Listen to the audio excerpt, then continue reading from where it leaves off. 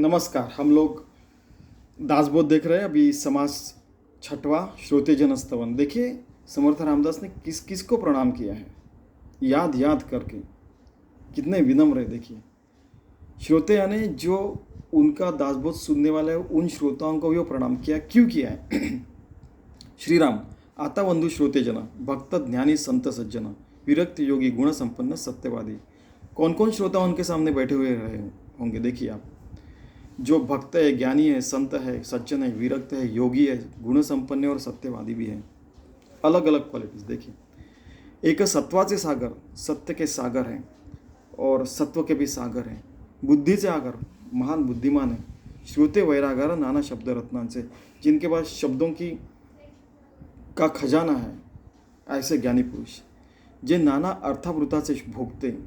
सारे अर्थपूर्ण ज्ञान उन्होंने पहले लेके रखा है। जे प्रसंगी वक्त्याचे वक्ते, जो वक्ताओं में भी सबसे बड़े वक्ता है।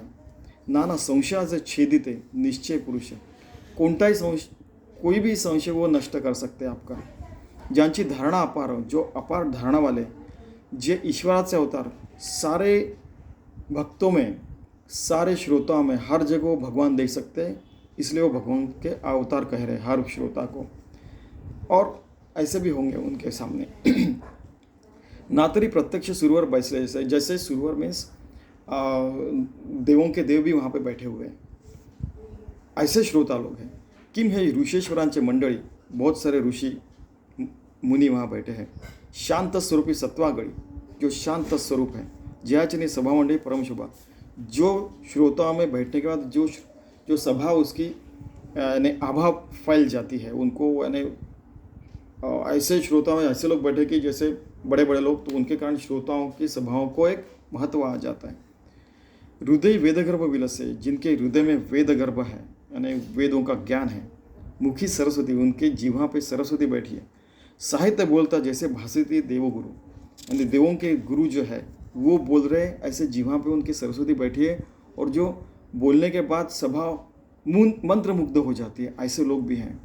जे पवित्रपणे वैश्वानर, जे स्फूर्ति किरणाचे दिनकर, जो किसी को भी इंस्पायर कर सकते, स्फूर्ति दे सकते हैं। न्यातेपणे दृष्टि समोर ब्रह्मांड ने, जिन्होंने ब्रह्मांड की हर चीज़ उनको ज्ञान है और जो पढ़ के रखा है, उन्होंने ज्ञान लेके रखा है। जे अखंड सावधान, जो हरदम सावध रहते, उनको माया भी स्पर्श नहीं कर सकती।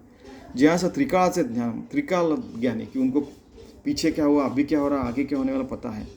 सर्व काल निराभिमान आत्मज्ञानी, फिर भी वो निराभिमानी रहते, अपने आत्मज्ञान में परिपूर्ण रहते। इसके कारण उनको, जो अपने आत्मज्ञान में परिपूर्णता से विलीन है, योगी है, भक्त है, उनको अभिमान छू नहीं सकता है, ऐसा भी उनका कहना है। ज्यांची दृष्टी खालून, ऐसे काहीच नहीं उरले, पदार्थ मात्रा से लक्ष्य मने जायचे। उन्होंने सारे के सारे चीज़ें पढ़ी है और ज्ञान मिला है। उनके आंखों से सामने से ऐसी कुछ भी चीज़ें उन्होंने पढ़ी नहीं है, देखी नहीं है। जे काही आठवावे ते त्यास पूर्वीचं ठावे, तेथे काय अनुवाद है ध्यातेपणे करू नये। मैं जो बोलने वाला हूँ उनको पहले से पता है, फिर मैं क्या बोलूँगा, ठीक है। परंतु हे गुणग्राहिक म्हणून बोलो तो निशंक भाग्य पुरुष काय का सेविती नहीं। तो फिर दासबोध क्यों बताया? तो वो बोल रहे हैं कि मैं छोटा सा बच्चा हूँ और आपके सामने बात कर रहा हूँ, ठीक है। सदा सेविती दिव्याने पालाटा कारणे आवेट अन्य, तैसेची माझी वचने पराकृते। कि आप हरदम संस्कृत में सारा ज्ञान मिलाते रहते हैं, तो मैं मराठी में बता रहा हूँ। तो एक जैसे आप हर रोज़ सब्जी रोटी खाते तो थोड़ा गुलाब जामुन वगैरह जैसे खाते, वैसे ये मेरा दासबोध आप एक बार सुनिए, पढ़िए, खत्म। ऐसा उनका कहना है। सदा सेविती दिव्याने पालाटा कारणे आवेट अन्य, तैसीचे माझी वचने पराकृते। आपले शक्तीनुसार भावे पूजावा परमेश्वर, परंतु पूजने हा विचार कोठेच नहीं कि अपने शक्तिनुसार आप परमात्मा की सेवा करते हैं। ऐसा कहीं नहीं कहा कि आप परमात्मा की सेवा न करो, अपने सामर्थ्य से करना चाहिए, ऐसा ये मैं दासबोध बता रहा हूँ। तैसा मी एक वाद दुर्बळ, श्रोते परमेश्वराची केवळ, त्यांची पूजा वाचा बगळ करूप आहे। मुझे कुछ भी नहीं आता है, फिर भी मैं एक कुछ भी बच्चे बोलते वैसे मैं बोल रहा हूँ। लेकिन आप परमेश्वर है, उसको मान लीजिए कि अच्छी बात कर रहा है।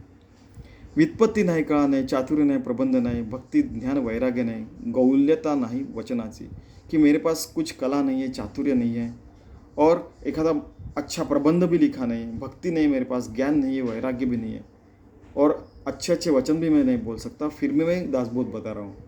क्या विनम्रता आहे देखील. ऐसा माझा वागव्यास म्हणून बोलतो सावकाश, भावाचा भोगता जगदीश म्हणून या. भाव का भूकेला जगदीश है, वैसे आप इसको मान लीजिए. तुम्ही श्रोते जगदीश मूर्ती, तेथे माझी व्युत्पत्ति किती बुद्धिहीन अल्पमती सलगी करतो. मेरी छोटी सी बुद्धि है, मैं बुद्धिहीन हूँ ऐसा भी कह लीजिए, लेकिन मुझे आप जगदीश स्वरूप होके मुझे एक बालक को मेरी बात सुनिए. समर्थाचा पुत्र मूर्ख जगे, परी सामर्थ्य असे त्याच्या अंगी, तुम्हा संतांचा सलगी म्हणून करतो. आप संत लोग हैं, जगदीश लोग हैं, मैं एक सामर्थ्यशाली व्यक्ति का पुत्र हूँ, भगवान का पुत्र हूँ, तो मैं मूर्ख होने के बाद भी आप मेरी बात सुन लीजिए. व्याघ्र सिंह भयानक, देखोनी भयाचकित लोक, परी त्यांची पिली निशंक त्यापुढे खेळते. शेर और बाघ के सामने उनके पुत्र जाके बिंदास खेलते हैं, लेकिन कोई उनके सामने नहीं जा सकता है. वैसे मैं बाघ का बच्चा और आपके सामने मैं बात कर रहा हूँ. तैसा मी संतांचा सांगे, तुम्हा सांगतो संतापाशी बोलत, तरी माझी चिंता तुमचे चित्त व्हायलेच की. आप संतों का मैं पुत्र हूँ, आप मेरी बात सुन लीजिए. आपुले जी वो बोले बावगे, त्याची संपादनी करने लागे, परंतु काही सांगने न लगे, न्यून ते पूर्ण करावे. मैं जो भी कर रहा हूँ उसमें कुछ भी न्यून रहता है, कुछ भी कम रहता है, तो आप उसको पूर्ण कर दीजिए. अगर मैं बच्चा समझ में कुछ भी एक बड़ी बात करता हूँ तो उसको आप समझ लेना कि मैं ये कह रहा हूँ, और भाववेश में आके मैं ये सारी बातें कर रहा हूँ. हे तो प्रतीचे लक्षण स्वभावाचे करी मन, तसे तुम्ही संत सज्जन माय बापे विश्वाचे. आप संत सज्जन विश्व के माय बाप हो, मेरी बात सुन लीजिए. यानी दासबोध सुनिए. माझा आशय जाणोनी जीवे, आता उचित ते करावे, पुढे कथेसी अवधान द्यावे, म्हणे दासानुदास. आपका जीव एकाग्र कीजिए और मेरी बात सुन लीजिए, जो मैं दासबोध में कहने वाला हूँ. आपका मैं दासानुदास हूँ, आप सिर्फ लक्ष्य दीजिए मैं क्या बात कर रहा हूँ. इति श्री दासबोधे गुरुशिष्य संवादे श्रोतेस्तव नाम समास असावा. ऐसा 6वां समास है. देखिए कितनी विनम्रता से इतने लोगों को याद करके करके वो स्तवन कर रहे हैं. इसलिए इस पूरे दशक को यानी 10 समास को स्तवन दशक कहा जाता है. धन्यवाद.